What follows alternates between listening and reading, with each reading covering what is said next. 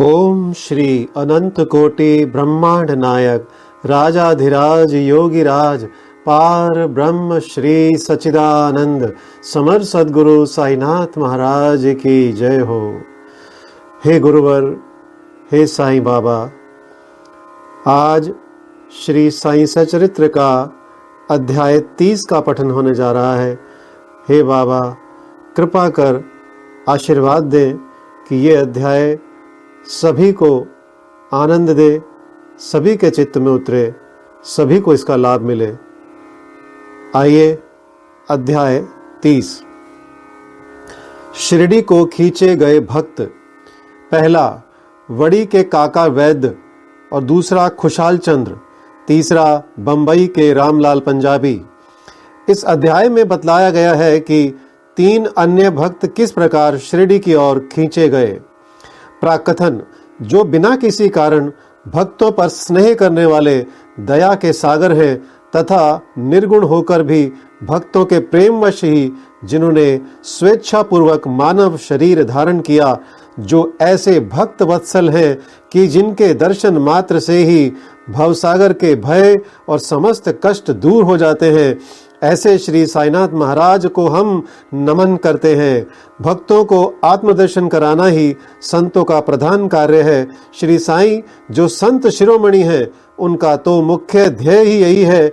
जो उनके श्री चरणों की शरण में जाते हैं, उनके समस्त पाप नष्ट होकर निश्चित ही दिन प्रतिदिन प्रगति करते हैं। उनके श्री चरणों का स्मरण कर पवित्र स्थानों से भक्तगण शिरडी आते और उनके समीप बैठकर श्लोक पढ़कर गायत्री मंत्र का जाप किया करते थे। परंतु जो निर्बल तथा सर्व प्रकार से दीनहीन हैं और जो यह भी नहीं जानते कि भक्ति किसे कहते हैं, उनका तो केवल इतना ही विश्वास है कि अन्य सब लोग उन्हें असहाय छोड़कर उपेक्षा भले ही कर दें, परंतु अनाथों के नाथ और प्रभु श्री साईं मेरा कभी परित्याग ना करेंगे। जिन पर वे कृपा करें, उन्हें प्रचंड शक्ति, नित्य अनित्य में विवेक तथा ज्ञान सहज ही प्राप्त हो जाता है। वे अपने भक्तों की इच्छाएं जानकर उन्हें पूर्ण किया करते हैं, इसलिए भक्तों को मनोवांछित फल की प्राप्ति हो जाया करती है और वे सदा कृतज्ञ बने रहते हैं। हम उन्हें साष्टांग प्रणाम कर प्रार्थना करते हैं कि वे हमारी त्रुटियों की ओर ध्यान ना देकर हमें समस्त कष्टों से बचा लें। जो विपत्ति ग्रस्त प्राणी इस प्रकार श्री साईं से प्रार्थना करता है, उनकी कृपा से उसे पूर्ण शांति तथा सुख समृद्धि प्राप्त होती है। श्री हेमाड पंत कहते हैं कि हे मेरे साईं, तुम तो दया के सागर हो। यह तो तुम्हारी ही दया का फल है जो आज यह साईं सचरित्र भक्तों के समक्ष प्रस्तुत है। अन्यथा मुझ में इतनी योग्यता कहाँ जो ऐसा कठिन कार्य करने का दुस्साहस भी कर सकता। जब पूर्ण उत्तरदायित्व साईं ने अपने ऊपर ही ले लिया तो हेमाड पंत को तिल मात्र भी भार प्रतीत ना हुआ और ना ही इसकी उन्हें चिंता ही हुई। श्री साईं ने इस ग्रंथ के रूप में उनकी सेवा स्वीकार कर ली। यह केवल उनके पूर्व जन्म के शुभ संस्कारों के कारण ही संभव हुआ, जिसके लिए वे अपने आप को भाग्यशाली और कृतार्थ समझते हैं। नीचे लिखी कथा कपोल कल्पित नहीं वरन विशुद्ध अमृत तुल्य है। इसे जो हृदयंगम करेगा, उसे श्री साईं की महानता और सर्वव्यापकता विदित हो जाएगी। परंतु जो वाद विवाद और आलोचना करना चाहते हैं, उन्हें इन कथाओं की ओर ध्यान देने की आवश्यकता भी नहीं है। यहाँ तर्क की नहीं वरन प्रगाढ़ प्रेम और भक्ति की अत्यंत अपेक्षा है।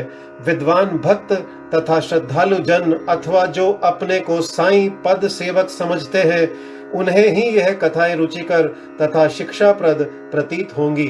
अन्य लोगों के लिए तो वे निरी कपोल कल्पनाएं ही हैं।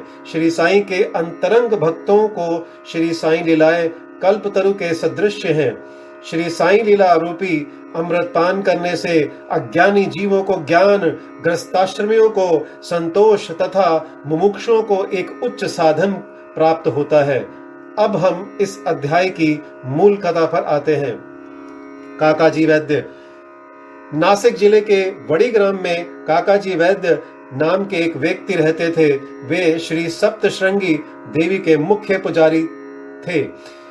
एक बार वे विपत्तियों में कुछ इस प्रकार ग्रसित हुए कि उनके चित्त की शांति भंग हो गई और वे बिल्कुल निराश हो उठे।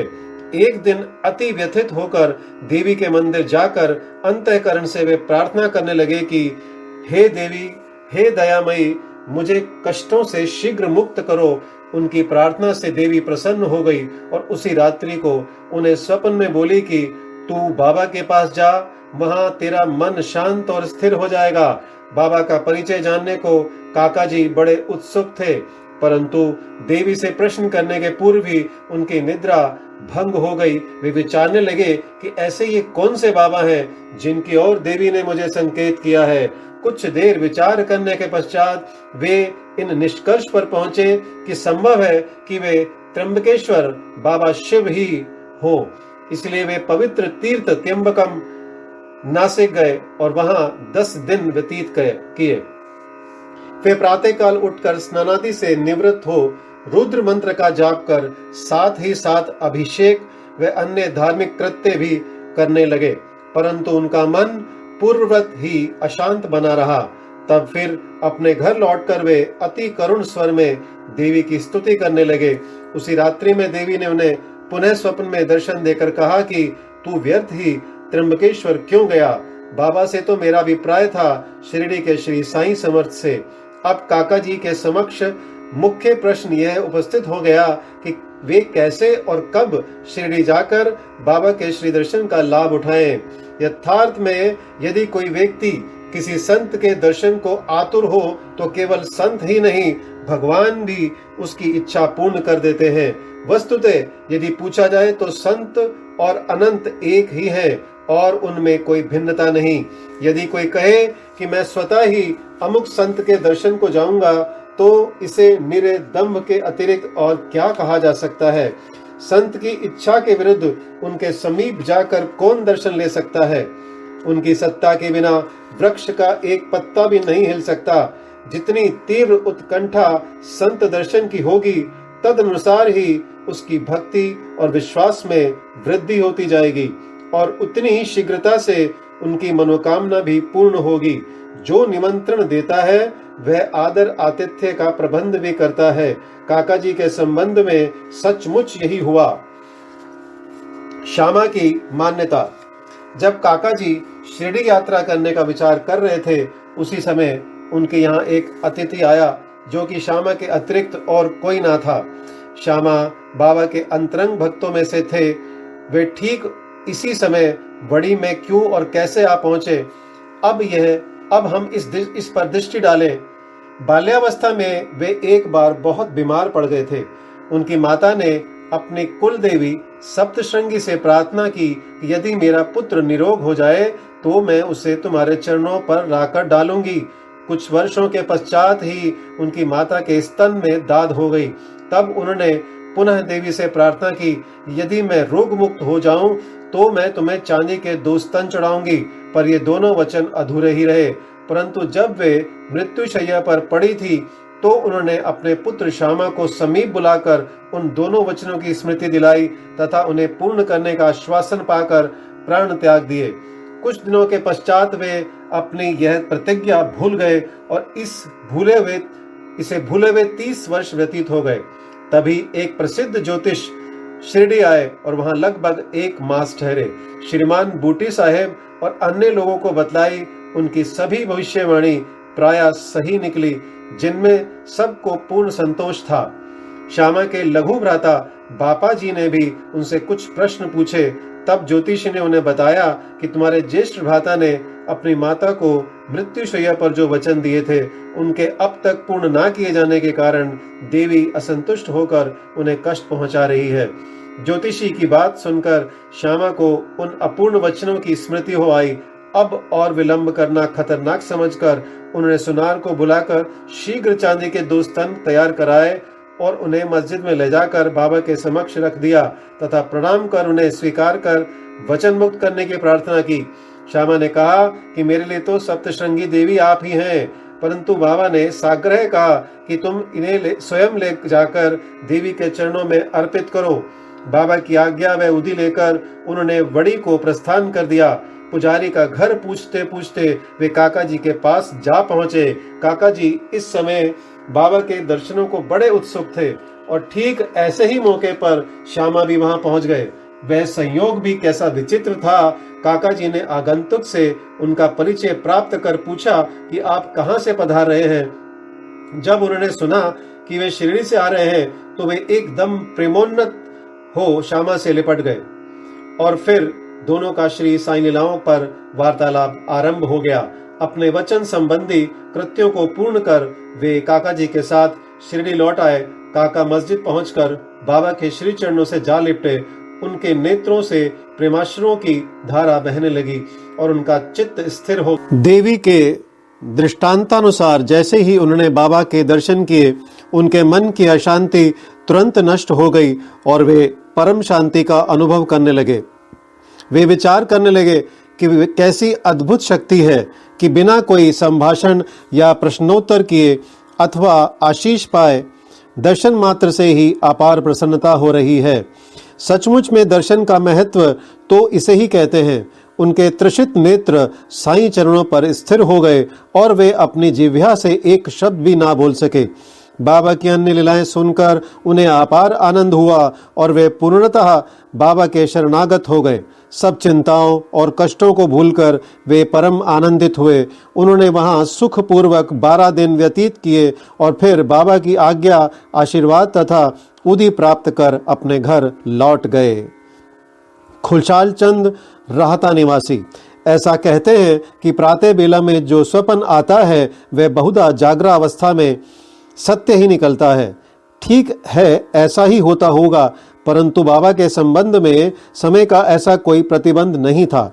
ऐसा ही एक उदाहरण प्रस्तुत है। बाबा ने एक दिन तृतीय प्रहर काका साहब को तांगा लेकर राहता से खुशाल चंद को लाने के लिए भेजा, क्योंकि खुशाल चंद से उनकी कई दिनों से भेंट ना हुई थी। राहता पहुंचकर काका साहब ने यह संदेश उन्हें सुना दिया। यह संदेश सुनकर उन्हें महान आश्चर्य हुआ और वे कहने लगे कि दोपहर को भोजन के उपरांत थोड़ी देर मुझे झपकी आ गई थी। तभी बाबा स्वप्न में आए और मुझे शीघ्र ही शिरडी आने को कहा, परंतु घोड़े का उचित प्रबंध ना हो सकने के कारण मैंने अपने पुत्र को यह सूचना देने के लिए ही उनके पास भेजा था। जब वह गांव की सीमा तक ही पहुंचा था तभी आप सामने से तांगे में आते दिखे। वे दोनों उस तांगे में बैठकर शिरडी पहुंचे तथा बाबा से भेंट कर उन्हें बड़ी प्रसन्नता हुई। बाबा की यह लीला देख खुशाल चंद गदगद हो गए। बंबई के रामलाल पंजाबी। बंबई के एक पंजाबी ब्राह्मण श्री रामलाल को बाबा ने स्वप्न में एक महंत के वेश में दर्शन देकर शिरडी आने को कहा। उन्हें नाम ग्राम का कुछ भी पता न चल रहा था। उनको श्री दर्शन करने की तीव्र उत्कंठा तो थी, परंतु पता ठिकाना ज्ञात ना होने के कारण वे बड़े असमंजस में पड़े हुए थे। जो आमंत्रण देता है वही आने का प्रबंध भी करता है और अंत में हुआ भी वैसा ही। उसी दिन संध्या समय जब वे सड़क पर टहल रहे थे तो उन्होंने एक दुकान पर बाबा का चित्र टंगा देखा। स्वप्न में उन्हें जिस आकृति वाले महंत के दर्शन हुए थे वे इस चित्र के सदृश थे। पूछताछ करने पर उन्हें ज्ञात हुआ कि यह चित्र शिरडी के श्री साईं समर्थ का है और तब उन्होंने शीघ्र ही शिरडी को प्रस्थान कर दिया तथा जीवन पर्यंत शिरडी में ही निवास किया। इस प्रकार बाबा ने अपने भक्तों को अपने दर्शन के लिए शिरडी में बुलाया और उनकी लौकिक तथा पारलौकिक समस्त इच्छाएं पूर्ण की। श्री सद्गुरु साईनाथ प्रणमस्तु।